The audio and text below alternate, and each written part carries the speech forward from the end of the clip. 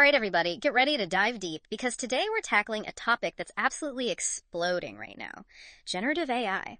It seems like it's everywhere you turn, but what's it all about beyond the hype? Yeah, it's really taken off, hasn't it? Well, at its core, generative AI is about machines creating, not just analyzing. So we're talking about AI that can compose music, write poems, even design websites. It's like we're teaching computers to tap into their creative side. So instead of just crunching numbers or sorting through data, it's actually making new stuff. That's it, exactly. A great example is ChatGPT. It's kind of like the popular cousin of the technology we're using to make this very deep dive. It's been trained on a massive amount of text and code, and it's learned to write, just like we do. Wait a second, you're telling me this deep dive uses generative AI? That's kind of blowing my mind. Right. But for those of us who aren't exactly coding whizzes, how does it actually work? Okay, so imagine teaching a kid to write. You start with the alphabet, then words, then sentences. Generative AI learns in a similar way, but at lightning speed. It devours huge data sets of information, like a kid who's absorbed an entire library. So it's basically soaking up all this information, but then what? Does it just become a walking, talking encyclopedia? Well, that's where things get really interesting. It doesn't just memorize the information, it actually starts to see patterns and structures in the data. It's like that aha moment when a kid suddenly gets that grammar isn't random, there are rules to it. So it's like it's reverse engineering creativity, cracking the code on how we express ourselves. You got it. Whether it's language, music, or art, generative AI is learning the hidden patterns in human expression. And get this, once it learns those patterns, it can start creating its own unique outputs. Okay, so it's trained on all this data, figures out the rules of the game, and then what? Does it just start churning out Shakespearean sonnets and chart-topping albums? Well, not quite.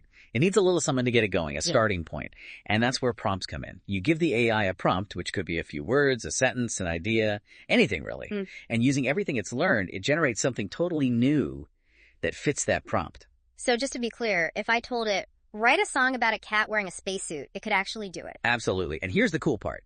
Depending on the AI and how it's been trained, that song could be anything from a soulful ballad to a heavy metal anthem. That's incredible. Okay, so we've talked a lot about the theory, but let's bring it down to earth for a minute. Where are we actually seeing generative AI show up in the real world? Well, one of the biggest areas is content creation.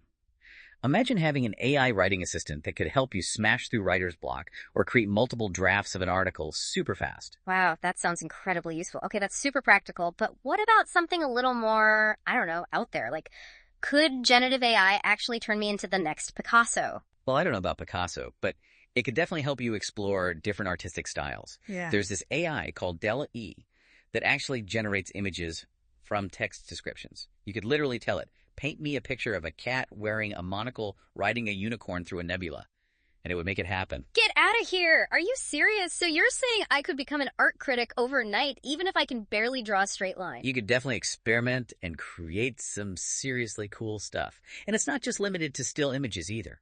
Generative AI is also revolutionizing the gaming world. We're talking crazy realistic world, characters, even entire storylines created by AI. Okay, color me impressed. But we can't just ignore the potential downsides. This all sounds almost too good to be true. You're right. It's really important to be realistic when you're talking about any powerful new tech. Yeah. Generative AI has massive potential, but it definitely comes with its own set of challenges. So on one hand, we have the power to unlock incredible levels of creativity, automate those tedious tasks, and maybe even get closer to those hyper-personalized experiences everyone's been talking about. But on the other hand... Well, one of the biggest challenges is quality control. AI can generate really impressive results, but it can also make mistakes.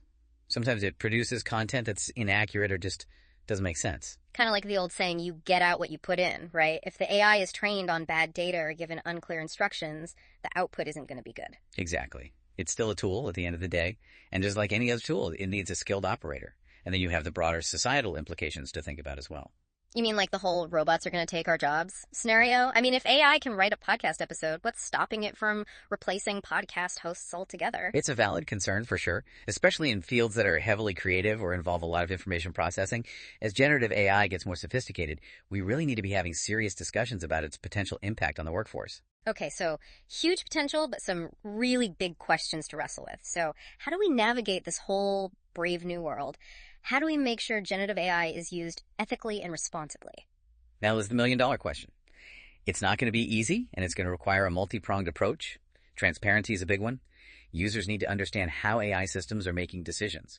We can't just blindly trust the output. So it's like the AI equivalent of show your work back in math class. We need to be able to trace the AI's thought process. Exactly. And we can't forget about bias. AI systems are only as good as the data they're trained on. So if that data is full of existing societal biases, the AI will just keep perpetuating them. And probably amplify them in ways we can't even imagine, right? It's like that saying, garbage in, garbage out, but with way higher stakes this time around. You got it. And of course, regulation and oversight are going to be absolutely crucial. We need clear guidelines and regulations for how generative AI is developed and used, Sure. especially in sensitive areas like healthcare and finance. That makes sense. But all this talk about regulations and guidelines, it feels a little bit big picture, Like, what can we do as everyday users of technology to promote responsible AI? Well, that's where education and awareness are key. The more people understand about how this technology works, the benefits and the risks, the better equipped we'll be to demand ethical development and use. Knowledge is power, as they say. And speaking of knowledge, let's zoom out for a second. We've been laser focused on generative AI, but how does it all fit into the bigger picture of artificial intelligence? What's the family tree look like here? Great question. Think of it this way. AI is the grandparent. It represents the entire field of artificial intelligence. Then you have machine learning, that's the parent, a subset of AI that's all about teaching machines to learn from data. And then finally we have generative AI, the child. It inherits certain traits from its predecessors, but it also has its own unique capabilities. So it's like a family business, but instead of passing down, I don't know, a secret cookie recipe, they're passing down the secrets of intelligence, or at least simulated intelligence. That's a perfect analogy. And within that family business, you could say that neural networks are really the secret sauce for generative AI. Those are the complex systems that are inspired by the human brain. Yeah. They're amazing at finding patterns in data. Right. Those neural networks are like that special ingredient that gives generative AI its power. Okay, last question before we blast off into the future. Any other important technical details we should be aware of? One really crucial thing to remember is that generative AI, even though it has generative in the name, isn't about machines becoming self-aware or conscious. It's a tool, a very sophisticated one, but still a tool. We give it instructions, and it uses its training to carry out those instructions to the best of its ability. Okay, good to keep in mind. No need to panic about a robot uprising just yet. So that brings us to the final frontier, the future. What kind of concrete advancements can we realistically expect to see in the world of generative AI?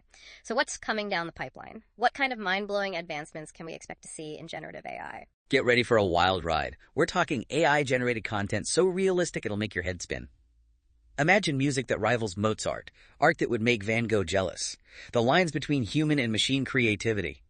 Yeah, they're going to get really blurry. So you're saying AI won't just be mimicking human creativity, it'll actually be pushing those creative boundaries even further. Exactly. Yeah. And get ready for hyper-personalized experiences. Generative AI thrives on personalization. Yeah. Imagine a world with education platforms that adapt to your learning style in real time, or streaming services that curate content based on your constantly changing preferences. Okay, now that sounds pretty amazing. Although, knowing my luck, my AI-powered streaming service would probably just recommend cat videos on repeat. Well, hey, maybe generative AI can even turn those cat videos into cinematic masterpieces. But on a more serious note, we're also going to see generative AI becoming even more deeply integrated into all sorts of industries. Think about AI accelerating drug discovery in healthcare, or powering financial modeling, even revolutionizing urban planning. It's like generative AI is going to be everywhere, like the ultimate technological Swiss Army knife. It's exciting, but I have to admit, it's also a bit overwhelming. I get it. It's a lot to process. But that's what makes it so fascinating to explore. That's for sure. So as we stand here on the edge of this AI-powered future, what's the most important thing you think our listeners should take away from all of this? That's a great question. I think it comes down to this. As generative AI keeps getting more and more advanced, it's forcing us to re-examine some really fundamental questions. What does it even mean to be creative? What's the role of human ingenuity in a world that's increasingly shaped by AI? These are questions we all need to be thinking about. No easy answers there. Definitely a lot to ponder. There is, but that's part of what makes this so exciting. It's uncharted territory. Generative AI is incredibly powerful, and like any powerful force, it can be used for good or for bad. It's our responsibility to guide its development and make sure it's used ethically. I couldn't agree more. Well, there you have it, listeners. We've taken a deep dive into the world of generative AI. We've explored how it works, its incredible potential, and we've even touched on some of the big, thought-provoking questions it raises about the future of creativity and the role of technology in our lives. It's been quite a journey, and honestly, this is just the beginning. Generative AI is evolving at an unbelievable pace. The possibilities are pretty much endless. That's right. And hopefully you, our amazing listeners, are leaving today not just in awe of the latest AI-generated headlines, but equipped to have thoughtful conversations about how this tech is going to reshape our world. Exactly. Stay curious, everyone. Keep asking those questions and never stop exploring. The future of generative AI is something we're building together. And on that note, it's time for us to sign off. Until next time, keep those imaginations running wild, and remember, the future is now.